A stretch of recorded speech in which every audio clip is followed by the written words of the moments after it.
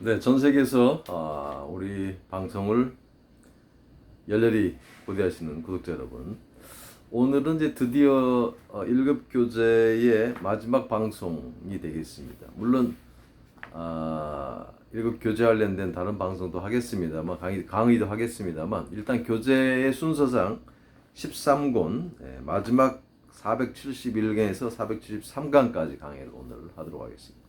중간중간 빠진 강의들도 몇 강 있는 것 같은데 찾아서 올리도록 하고요. 일단 아무튼 교재와 관련된 순서상으로 오늘이 마지막 강의입니다.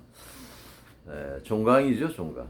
종강 파티 해야 되는데 일산 지역에도 비가 많이 옵니다만 더욱 위험한 것은 최근 종교시설에서 또 많은 사람들이 코로나 확진자가 나왔죠. 오늘 지금 방금 문자도 보니까 제가 살고 있는 이 옆지역 통동, 주교동 이쪽에 다중 이용 시설 2주간 중단, 중지 명령도 내려졌더라고요. 겁납니다 지금. 여러분들 코로나 여전히 유의하시기 바랍니다. 자, 우리가 많이 쓰는 말 가운데서 백중지세 이런 말 있죠? 백중지세. 이 중자가 중개인 할 때도 쓰고 또 중매인 할 때도 쓰죠. 중매할 때도 쓰죠. 백중지세.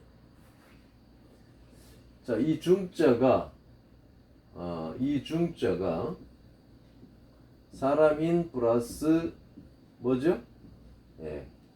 가운데 중자죠. 우리는 지금 기타를 하고 있는 겁니다. 기타에서는 숫자 부호나 기호, 부호나 기호는 특별한 의미가 없을 경우도 많습니다.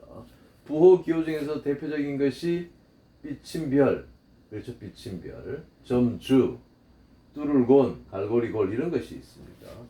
뚜를곤자는 중간에다 사물의 한 가운데를 이렇게 꼬챙이를 끼운 거 있잖아요. 하드 같은 거. 꼬챙이 끼운 거죠? 그런 중간에는 뭔가를 끼운 모습이에요. 그래서 이게 가운데 중자가 사물의 한 가운데 뭔가를 꽂은 모습이죠. 가운데 중거리입니다. 관통하는 중심. 그 다음에 정중앙, 중앙 이런 말이죠. 자, 이 가운데 중자에서 이 글자는 뚜를곤 그냥 특별한 의미 없어요.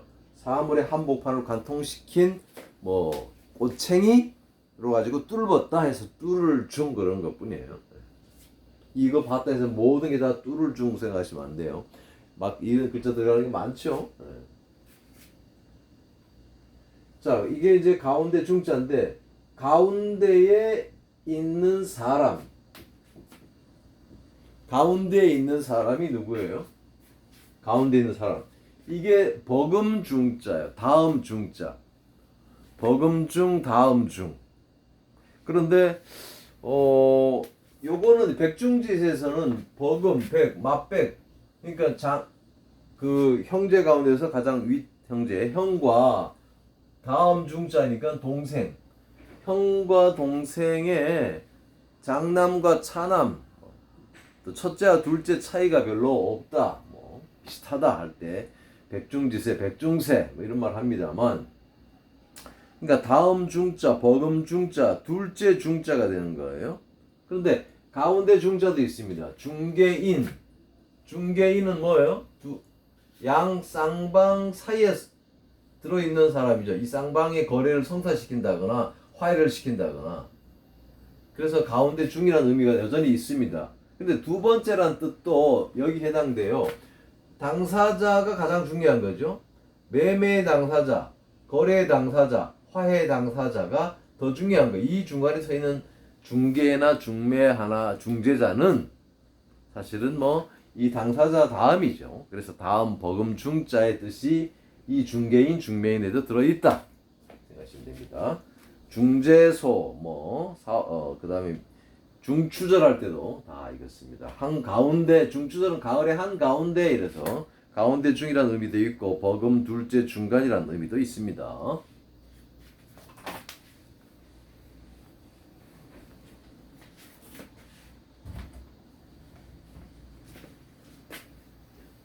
자, 이 가운데 중자에서 마음심이 들어가는 글자가 있죠. 그 다음에 오드이자 안에 가운데 중자가 들어가는 게 있죠. 마음의 한 가운데 내가 너를 사랑한다. 내가 당신을 우두머리로 두목으로 정말 평생 당신을 섬기겠습니다. 제가 이 회사에 받아만 주시면 뭐 정말 충성을 다하겠습니다.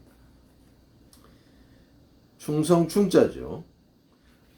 마음의 한 가운데 정말 변치 않는, 배신하지 않는 그런 그 마음의 한 가운데란 중심을 말하죠. 마음의 한 가운데 가장 중심에 있는 나의 가장 중앙에 있는 마음, 변하지 않는 원래 마음, 충성, 충신, 충견, 충효사상 이런 얘기죠. 그러니까 충성이라는 것은 이 속에서 우러나오는 그냥 이 여기에서 임시방편으로 뭐 말하고 섬기겠다, 좋아한다 뭐 이런 게 아니라 실제로 이 마음 속에서 나오는 그런 나의 정성 이런 걸 말하는 것이죠. 충성 충자입니다. 근데 이거는 옷 가운데 있는 거죠. 속 옷 안에 있어요. 옷 안에 이 옷 안에 있어요. 속마음충이라는 겁니다. 속마음이라는 것은 옷을 벗으면 드러나듯이 속마음을 보일 수 있는 것이죠. 속마음충. 충심 이것도 씁니다. 고충을 겪다 할 때 씁니다. 충정, 우국충정, 절충. 어떻게 보면 이거랑 거의 비슷하기도 해요. 아무튼 속마음충자입니다. 여기에 가운데라는 말에 물 숫자를 한번 넣어보세요. 사기충천 이 말 들어보셨나요? 예. 충적토 들어보셨어요? 이것이 찌를 충자, 솟구칠 충자가 그 다음에 비일 충자, 사이 충자입니다. 이 그 강을 따라서 이 요즘같이 홍수가 나게 되면은 토사가 흘러내려오면서 중간에 섬들이 생겨날 수 있죠. 이 토사가 점점 솟구치면 높아지면 여의도가 되는 거고 밤섬이 되는 거고 그렇죠. 그 중간에 있는 섬들을 우리가 쌓이는 흙들을 충적토라 그러죠. 그러면은 사기충천이라는 거 뭐예요? 하늘을 찌르는 거 아니에요. 이게 물 한가운데서 위를 향해서 찔렀잖아요. 그래서 찌를 충, 솟구칠 충, 사이 생겼다 사이충, 충천, 충적토, 분기충천 이런 말이 생겼습니다.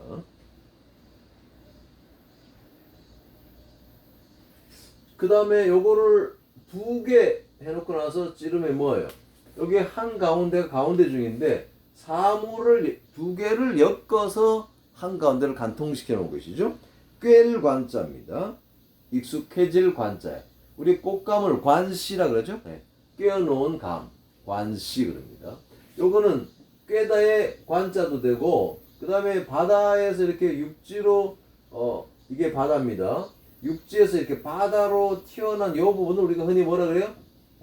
장상꽃, 장상꽃 마하루에 이 노래 있죠? 장상꽃은 북한에 있는 그 황해도 저쪽에 강화도 이쪽에 있는 그 지역인데 그게 이제 바다를 향해서 이렇게 나온 부분은 우리가 흔히 꽃이라 합니다. 포항에 가면 호랑이 꼬랑지가 이렇게 바다로 나와서 호미곶 호미곶이 있죠. 곳이 들어간다고 다 뭐 바다를 향해서 나온 이게 뿔처럼 생긴 건 아닌데 그래도 어떤 지명에는 그게 남아 있어요. 우리 그 김포가 보면은 김포가 지금 뭐 육지처럼 생겼지만 한강이 이렇게 내려가고 있고 한강이 이렇게 있고 있으면 김포는 이렇게 돼 있어. 여기 이제 강화도잖아요, 강화도. 여기 김포가 이렇게 보면 어떻게 보면은 한강과 그렇죠. 이 여기 여의도 저기 강화도 사이에 이렇게 바다를 향해서 쭉 나온 게 엄청 커요. 그러니까 삐죽이 튀어나온 것처럼 안 보이지만 사실은 삐죽이 튀어나오고. 그래서 이 김포에 가면 뭐 대곤면, 월곶면 이런 것들이 있어요. 일산에도 법곶면이라는 게 있는데 그 일산은 잘 모르겠어요. 근데 지명들을 살펴봐도 모든 게 다 이렇게 바다랑에 뿔처럼 튀어나온 건 아닌데 이런 지형들을 곳이라고 한다 생각하시면 됩니다. 자, 요 사물의 한가운데를 사람의 한가운데를 거듭 찔렀다는 것은 그 거듭, 그러니까 엄청난 이 정말 우리가 정신의 충격도 충격이지만 이 마음이 받는 충격이 더 크죠. 그 마음 깊숙한 곳을 엄청나게 충격을 준 거예요. 심장, 마음에 아주 깊숙한 곳에 충격을 준 거예요. 뭡니까? 근심이죠. 근심이 있으면 사람이 근심은 사람을 말라 죽게 할 수도 있어요. 근심 환자입니다. 병환, 환자 할 때 근심 환자. 자, 이 뚫을 곤자에서 파생된 가운데 중자를 통해서 많은 글자들 또 살펴보셨습니다.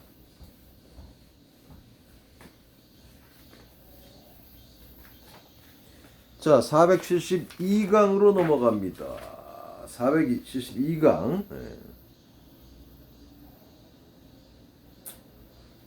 472강에는 이 갈고리 골자를 살펴보시겠습니다. 이 갈고리 골자는 갈고리 모양처럼 생겼다 해서 갈고리 골이라고 이름을 줘준 거지 여기에 실제 갈고리의 뜻이 없어요. 갈고리 모양처럼 생겼다 이런 얘기입니다. 갈고리 골. 뚫을 고는 그냥 이렇게 밑에 그대로 직선으로 내리건 건데 요거는 갈고리처럼 생겼죠. 요 갈고리 골이 들어가는 대표적인 글자가 마칠 요자하고 적을 소자가 있습니다.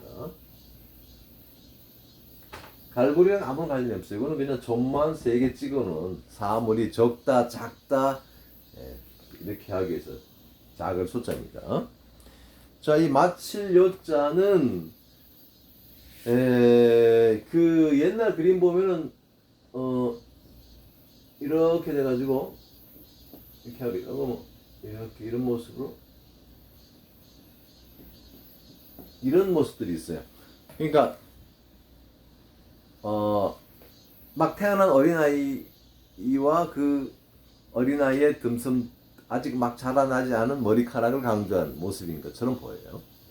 그래서 마칠요라는 것은 마칠요, 밝을요 이러는데 마칠요는 이제 그 어린아이가 어머니 뱃속에서 흑암의 10달 동안 흑암의 세계에서 이 밝음의 세계로 나왔잖아요.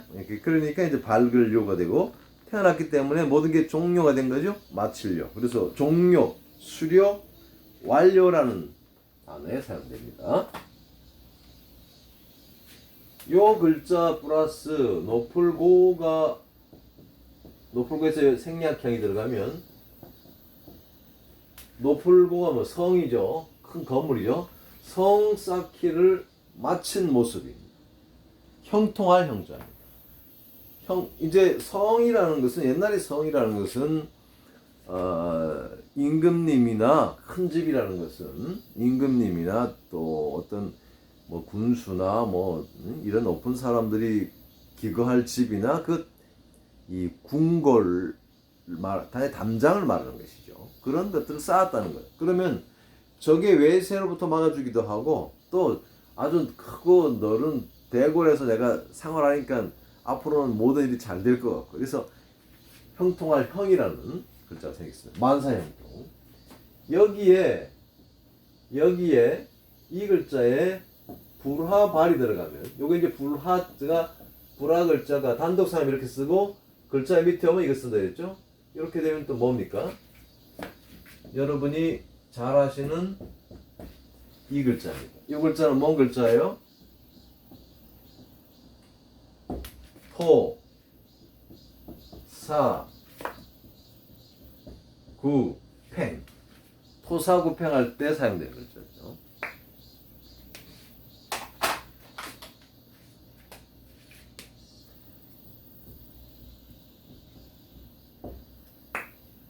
다들 안 나오는데요. 토사구팽. 다들 안 나와. 토사구팽이라는 것은 아시다시피 토끼 모리를 해서 토끼가 잡았어요. 토끼 모리가 된 개는 더 이상 소용이 없으니까 삶아서 먹었다. 삶을 팽자입니다. 팽당했다 그러죠. 어떤 조직을 위해서 불철주야 일을 해줬더니 어떤 조직이 딱 모양을 갖췄어요. 회사가 이제 안정기에 접어들었어요. 개국, 그다음에 그 회사의 창립 공신들, 조직의 이 원래 공신들은 이제 더 이상 소용이 없어요, 사실은. 그 다음에 그 조직 회사를 발전시키기 위해서는 이 창립 공신들이 그닥 도움은 안 될 수 있어요. 능력이 거기까지. 그리고 이 사람들을 대우를 해주면 되는데 그냥 내쳐버린 경우도 있어요. 소용이 없다고. 그러면은 내가 저 회사를 말이야 처음에 읽었는데 어쩐데 하면서 뭐 그럴 거 아니에요? 팽당해요, 그죠? 삶을 팽자입니다.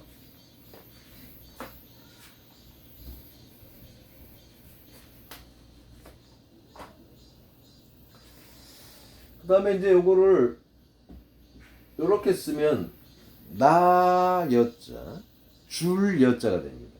나여 줄 여자입니다. 단독 사용은 많지 않죠. 거의 없습니다. 나여 줄 여인데 여러분들 옛날에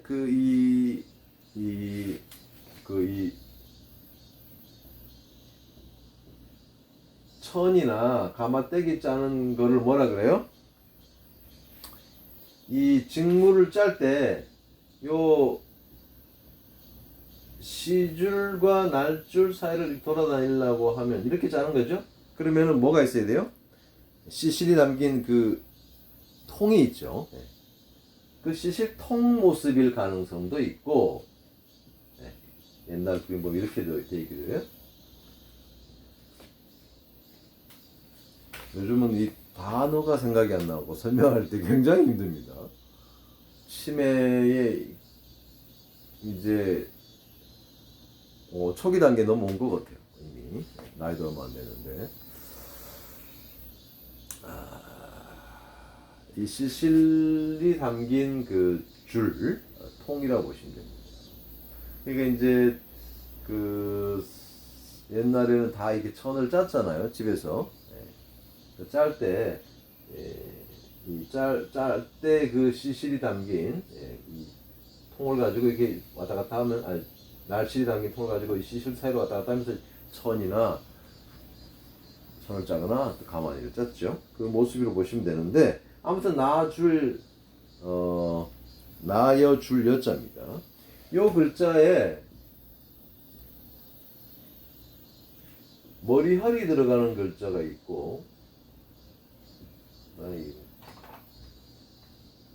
그 다음에 요 글자에 코끼리 상이 들어가는 글자가 있습니다. 이미 여러 번 강의했습니다만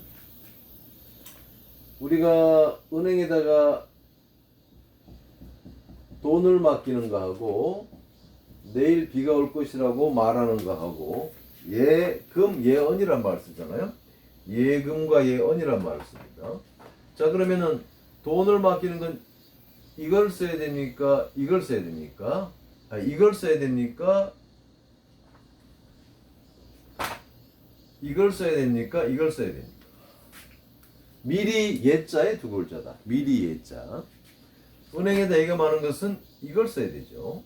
그 다음에 내일 비가 올 것이다. 너 3년 뒤에 승진할 것이다. 결혼할 것이다. 이렇게 예언하는 것은 요걸 씁니다. 다 미리 예인데 요거는 잘 보시면 머리혈이 들어가 있죠.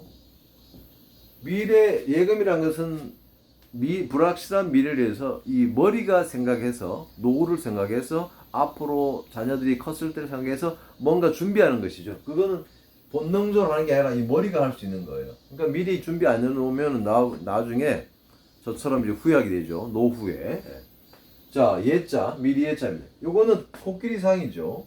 지진이 나려고 하면 동물들이 먼저 반응한다 이런 말 들어보셨죠. 그러니까 예측이라는 것은 사실은 머리로 할 수 있는 게 아니에요. 그렇잖아요. 그랬을 때는 이 본능적으로 움직이는 동물들이 지진을 예측하고 도망가듯이 그래서 이럴 때는 미리 예자는 요거를 씁니다. 이거랑 이거랑 뭔가 있느냐? 그러니까 이게 짠다는 건 계획한다는 것이죠. 예, 뭔가 아구가 맞아 떨어져야 되는 것이죠. 그냥 침튀게 사는 게 아니에요. 뭐 미리 예언이나 이런 것들도 그냥 마구잡이로 하는 게 아니라 뭐 나름대로 이렇게 어떤 룰이 있고 뭔가 이렇게 딱딱딱 계산해 보니까 거기서 뭐 이런 뜻에서 미리 예자를 나 여자 줄 여자를 사용했을 가능성이 있습니다.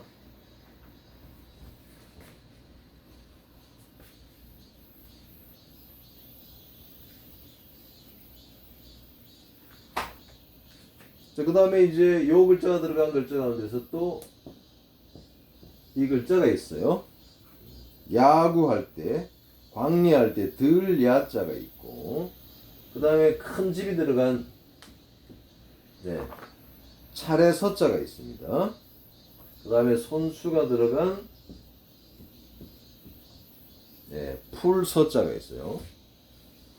들 야자는 사실은 옛날 그림 보면은 이런 그림입니다. 그러니까 사실 이거랑 관련이 없어요. 그런데 어떻게 하다가 발음 때문에 그런가 나여 줄여자 사용되었습니다. 요거는 숲속에서 일정한 그 마을에 떨어진 숲속에서 요게 상징하는 요게 이제 선비사의 초기 형태로 보는 것이죠. 그러니까 선비사가 나중에 도끼 모습이잖아요. 그걸로 제물을 신에게 바치는. 그래서 이것은 이제 신에게 제사를 지내기 위해서 일정한 지역에 만들어진 제단이나 지역에서 들야가 되었습니다. 들야, 광야, 야구 이러죠.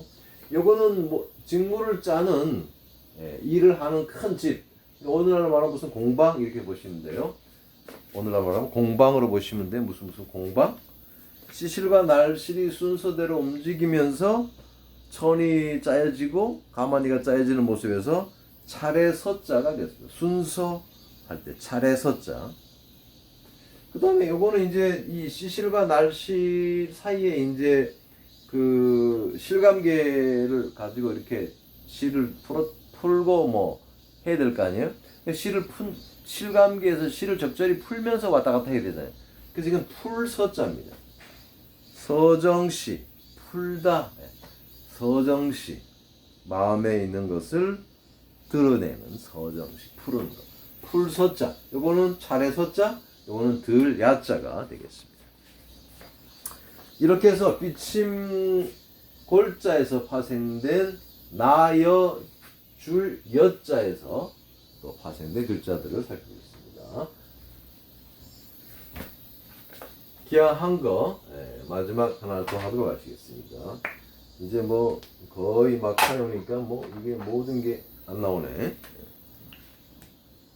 자, 오늘의 그리고 1급 길었던 1급 강의의 대미를 작성하겠습니다. 제가 그 2007년도에 고급 1강이라는 강의를 처음으로 오프라인에서 찍었고, 그 다음 2009년도에 또 학생들을 모아놓고 찍은 거를 동영상으로 찍어서 51강 전체를 고급 1강, 고급 2강 해서 지금 펀펀한자 우리 회사 이름으로 올려놓은 게 있죠. 그거가 지금 11년 전에 찍은 것인데, 그때 찍어서 이게 한 5년 전에 올려놨을 거예요. 동영상으로 우리가 이거 이제 오픈해서 팔다가. 그런데 요게 고급 1강 요거는 한 7만 회 정도의 조회가 있어요. 그런데 51강 마지막 강의가 오게 되면 한 5천 회 정도 조회를 하고 있습니다. 그러니까 한 12분의 1 정도 줄어들었어요. 여 1급 강의도 지금 여기까지 다 끝까지 들으시는 분들 많지 않습니다. 중간에 포기. 그래도 이 강의를 들으시는 분이 여기까지 오셔서 끝까지 들으신 분이 있다는 게 대단한 거죠. 이 51강 이 강의를 1시간짜리예요, 이게. 근데 이거 어떤 분이 1급을 땄다 그러면서 저에게 이제 문자를 보내주셨는데, 이 세상에서 자기 부인이 제일 싫어하는 목소리가 제 목소리라더라고요. 왜냐면 자기가 그거를 아침 눈만 뜨면 그 강의를 들었나 봐요. 5번인가 6번 봤다 하더라고요. 저는 한 번도 안 봤는데. 아무튼 이 마지막 강의를 들으시는 여러분들 대단하십니다. 473강 마지막 보시겠습니다. 오늘날엔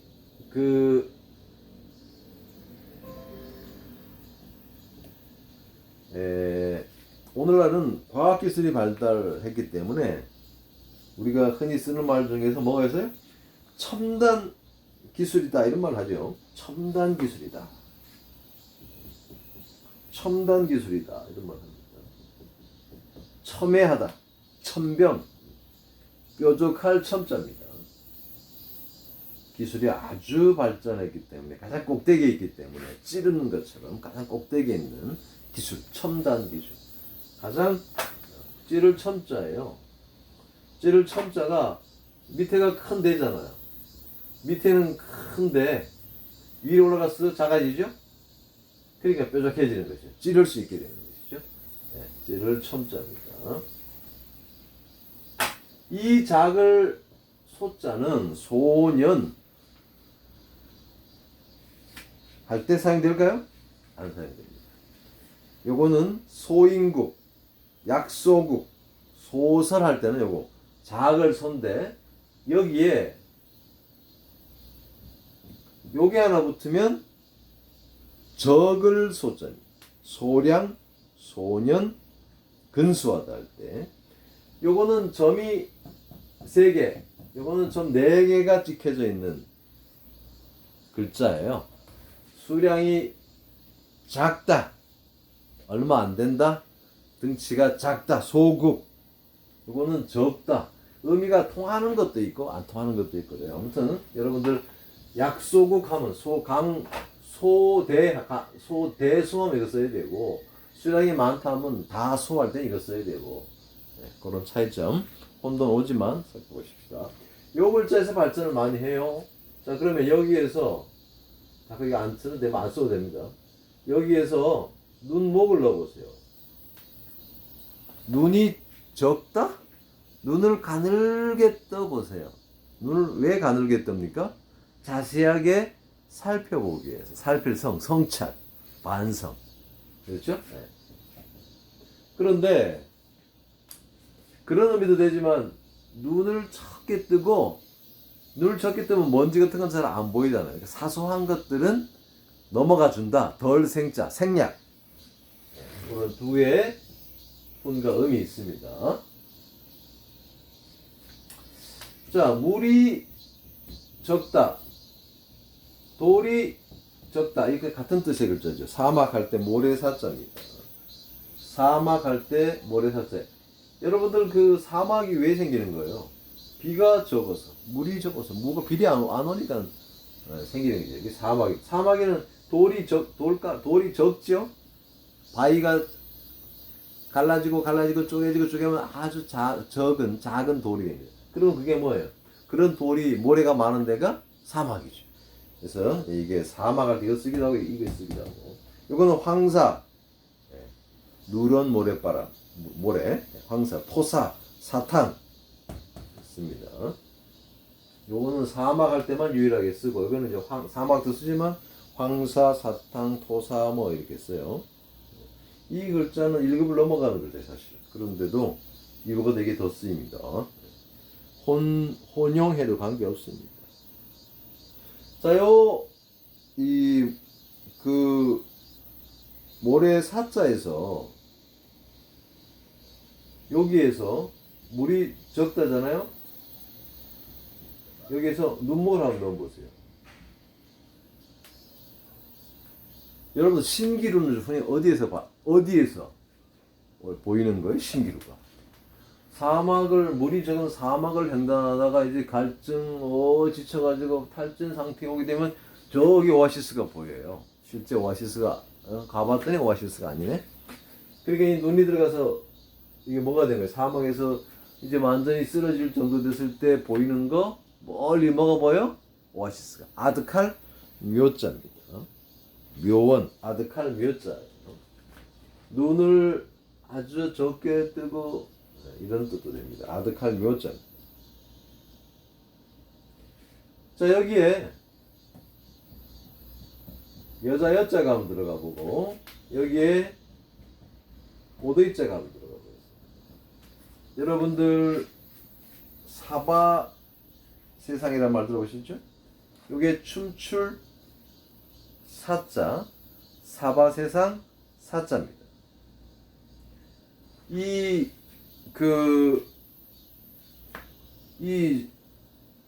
춤추는 무녀가 얼마나 정말 예쁘고 아주 그 모습이 정말 곱고 그런지 완전히 황홀경 빠졌습니다. 마치 신기루 사막에서 신기루를 보듯. 그래서 이게 그런 여인이 사막에 신기루 보듯이 막 앞에 춤추는데 사람 같지도 않아요. 그래서 사바 세상 이래서 춤출 사자 사바 세상 사자입니다. 요거는 중들이 입는 옷을 흔히 뭐라 그래요? 가사라 그러죠. 가사 사자입니다. 중들이 가사를 입었는데 왜 사막에 모래 사자가 쓰였느냐? 그 신비한 그런 그 중이 옷을 입고 나타난 중이 어떤 말을 하더니 싹 사라져 버렸어요. 갑자기 마치 신기루 사라지듯이 사라져 버렸어요. 가사 사자입니다.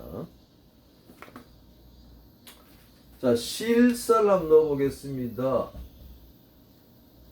실사를 여기 대신 실사를 한번 넣어보겠습니다.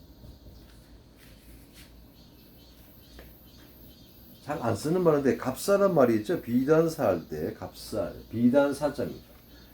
실이 가늘고 곱다. 곱고 가는 실로 짠. 그래서 비단사자입니다. 비단사자. 힘이 적다. 열등하다. 열세다. 우열. 못할 열자. 힘이 적다.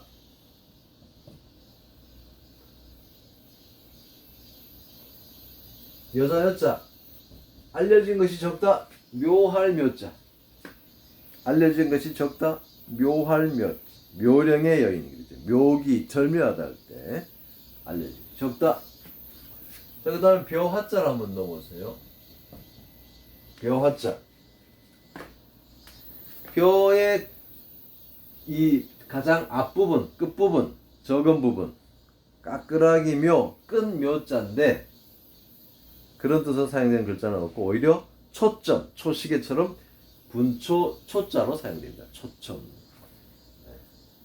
벼의 가장 앞부분, 그러니까 그 앞부분은 밑둥지보다는 굵기가 적죠. 까끄러운 부분이에요. 그래서 까끄라기 하고 끝 묘자가 원래인데 그 뜻으로는 별로 안 사용되고 시계의 긴 분초 초자로 사용됩니다. 분초초, 초침, 초시계. 여러분들 그 동사무소 요즘 동사무소를 안 하고 그 뭐라 그러죠? 일산일동 뭐라 또 단어 생각났네. 아무튼 옛날에 그 동사무소에 가서 뛰는 것 중에 옛날에 초본, 등본, 뭐 호적, 초본 그랬어요. 그렇죠? 초본, 등본.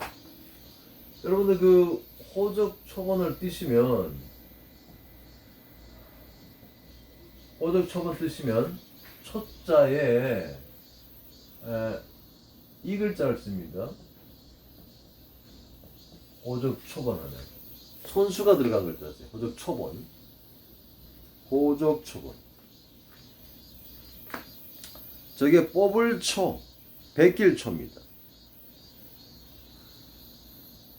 호적 등본은 가족들 전체가 들어있는 명부라고 하면 호적 초본은 그 가족들 구성원 가운데서 필요한 사람들만 뽑아서 제 거만 뽑아서 아내 거만 뽑아서